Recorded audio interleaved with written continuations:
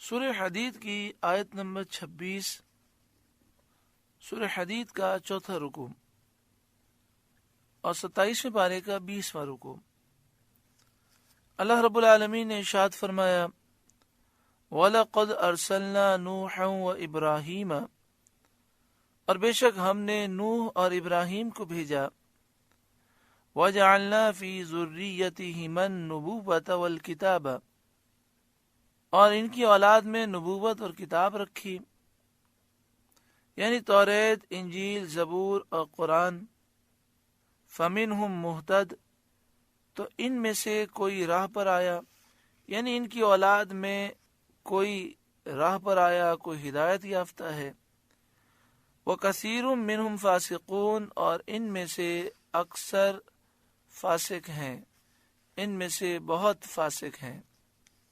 ثم پھر قفینا علی آثارہم برسلنا، ہم نے ان کے پیچھے اسی راہ پر اپنے اور رسول بھیجے، یعنی حضرت نوح علیہ السلام، حضرت ابراہیم علیہ السلام کے بعد حضرت عیسیٰ علیہ السلام کے زمانے تک یک بعد دیگرے کئی رسول بھیجے۔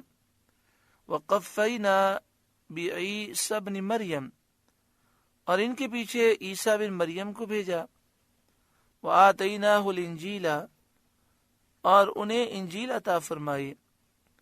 وجعلنا فی قلوب الذین اتبعوہ رأفۃ ورحمۃ، اور عیسیٰ کے پیروکاروں کے دلوں میں نرمی اور رحمت رکھی۔ عیسیٰ علیہ السلام کی پیروی کرنے والے یہ وہ لوگ تھے جو آپس میں ایک دوسرے کے ساتھ محبت اور شفقت رکھتے تھے۔ وَرَهْبَانِيَّةً ابْتَدَعُوهَا مَا كَتَبْنَاهَا عَلَيْهِمْ،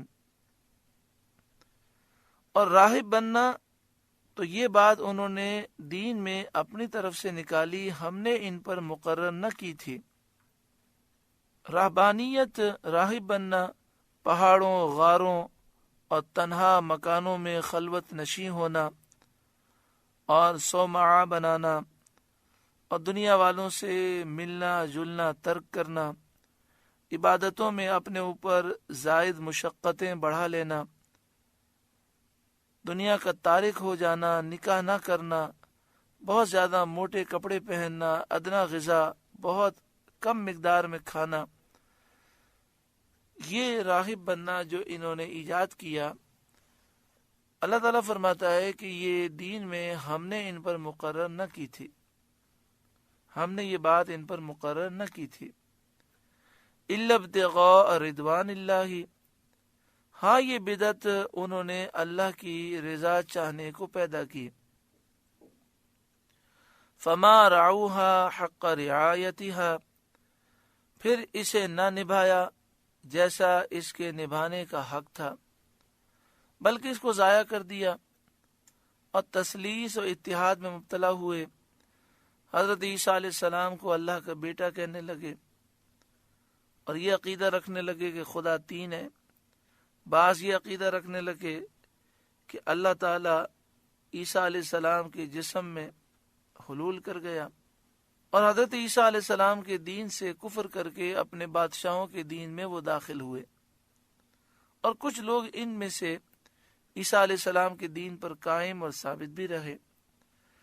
جب زمانہ پاک حضور سید عالم صلی اللہ علیہ وسلم کا پایا تو حضور صلی اللہ علیہ وآلہ وسلم پر بھی وہ ایمان لائے۔ یہاں پہ فرمایا جا رہا ہے کہ انہوں نے اللہ کی رضا کے لیے ایک نیا طریقہ ایجاد کیا تھا۔ جب انہوں نے اللہ کی رضا کے لیے ایک نیا طریقہ ایجاد کیا، اچھا طریقہ تھا، تو انہیں چاہیے تھا کہ پھر وہ اسے نبھاتے، لیکن انہوں نے اس کو نبھایا نہیں۔ اس آیت سے معلوم ہوا کہ بدعت یعنی دین میں کسی بات کا نکالنا، اگر وہ بات نیک ہو اور اس سے رضائے الہی مقصود ہو تو بہتر ہے، اس پر ثواب ملتا ہے اور اس کو جاری رکھنا چاہیے۔ ایسی بدعت کو بدعت حسنہ کہتے ہیں۔ البتہ دین میں بری بات نکالنا بدعت سیئہ کہلاتا ہے، وہ ممنوع اور ناجائز ہے۔ بدعت سیئہ حدیث شریف میں وہ بتائی گئی ہے جو سنت کے خلاف ہو، اس کے نکالنے سے کوئی سنت اٹھ جائے، اس سے ہزاروں مسائل کا فیصلہ ہو جاتا ہے جس میں آج کل لوگ اختلاف کرتے ہیں، اور اپنی ہوائے نفسانی سے، اپنی نفسانی خواہشات کی وجہ سے ایسے خیر کے کاموں کو بدعت بتا کر لوگوں کو منع کرتے ہیں۔ جن کاموں کو یہ بدعت بتاتے ہیں یہ وہ کام ہے جن سے دین کی تقویت و تائید ہوتی ہے اور مسلمانوں کو اخروی فائدے پہنچتے ہیں، اور مسلمان عبادات میں ذوق و شوق کے ساتھ مشغول رہتے ہیں۔ ایسے امور کو بدعت بتانا قرآن مجید کی اس آیت کے سری خلاف ہے۔ یعنی معلوم یہ ہوا کہ اگر کوئی نیا کام ایجاد کیا جائے اور شریعت کے خلاف نہ ہو تو اس میں کوئی حرج نہیں۔ ہاں، کوئی نیا کام ایسا ایجاد کیا جائے جو شریعت کے اصولوں کے خلاف ہے تو وہ بدعت سیئہ ہے، وہ گمراہی ہے۔ اللہ تعالی ہر ایک کو سمجھ عطا فرمائے۔ آگے ارشاد فرمایا فَآتَيْنَا الَّذِينَ آمَنُوا مِنْهُمْ أَجْرَهُمْ، تو ان کے ایمان والوں کو ہم نے ان کا ثواب عطا کیا، یعنی جو دین پر قائم رہے تھے اور رہبانیت کو انہوں نے اختیار کیا تو رہبانیت کا انہیں ثواب ملا۔ وَكَثِيرٌ مِّنْهُمْ فَاسِقُونَ، اور ان میں سے بہت فاسق ہیں جنہوں نے رہبانیت کو چھوڑ دیا اور عیسیٰ علیہ السلام کے دین سے منحرف ہو گئے۔ یا ایھا الذین آمنوا، اے وہ لوگوں جو ایمان لائے حضرت موسیٰ اور حضرت عیسیٰ علیہ السلام پر۔ یہ خطاب اہل کتاب کو ہے۔ ان سے فرمایا جاتا ہے یا ایھا الذین آمنوا اتقوا اللہ، اے وہ لوگوں جو ایمان لائے ہو حضرت عیسیٰ حضرت موسیٰ پر، اللہ سے ڈرو۔ وآمنوا برسولہ، اور اس کے رسول پر ایمان لاؤ، یعنی سید عالم محمد مصطفیٰ صلی اللہ علیہ وسلم پر ایمان لاؤ۔ یؤتکم کفلین من رحمتہ، وہ اپنی رحمت کے 2 حصے تمہیں عطا فرمائے گا، یعنی تمہیں دونا اجر دے گا، کیونکہ تم پہلی کتاب اور پہلے نبی پر بھی ایمان لائے اور سید عالم صلی اللہ علیہ وسلم اور قرآن پر بھی ایمان لائے۔ وَيَجْعَلْ لَكُمْ نُورًا تَمْشُونَ بِهِ، اور تمہارے لیے نور کر دے گا جس میں تم چلو، یعنی پل صراط پر تمہیں نور دے گا۔ وَيَغْفِرْ لَكُمْ، اور تمہیں بخش دے گا۔ وَاللَّهُ غَفُورٌ رَحِيمٌ، اور اللہ بخشنے والا مہربان ہے۔ لِأَلَّا يَعْلَمَ أَهْلُ الْكِتَابِ أَلَّا يَقْدِرُونَ عَلَى شَيْءٍ مِّن فَضْلِ اللَّهِ، یہ اس لیے کہ کتاب والے کافر جان جائیں کہ اللہ کے فضل پر ان کا کچھ قابو نہیں، یعنی وہ اس میں سے کچھ نہیں پا سکتے، نہ انہیں دونا اجر ملے گا، نہ نور نہ مغفرت، کیونکہ وہ سید عالم صلی اللہ علیہ وسلم پر ایمان نہ لائے تو ان کا پہلے انبیاء پر ایمان لانا بھی فائدہ نہیں دے گا۔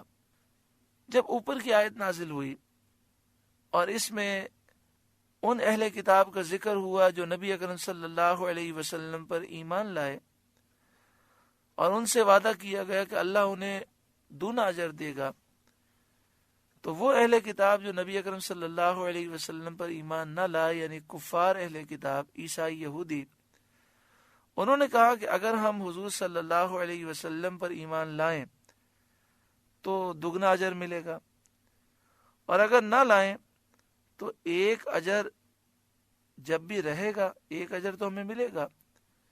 اس پر یہ آیت نازل ہوئی اور ان کے اس خیال کا ابطال کر دیا گیا اور کہا گیا کہ یہ خیال ان کا بالکل غلط ہے۔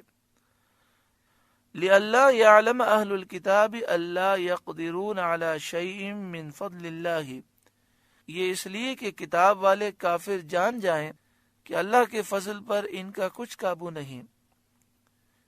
وَأَنَّ الْفَضْلَ بِيَدِ اللَّهِ يُؤْتِيهِ مَن يَشَاءُ، اور یہ کہ فضل اللہ کے ہاتھ ہے، دیتا ہے جسے چاہے۔ واللہ ذو الفضل العظیم، اور اللہ بڑے فضل والا ہے۔ سورہ حدید کا درس مکمل ہوا، اور الحمدللہ 27ویں پارے کا درس بھی مکمل ہوا۔ اللہ تعالی ہمیں نور قرآن پاک سے روشن اور منور فرمائے۔ اللہ اللہ اللہ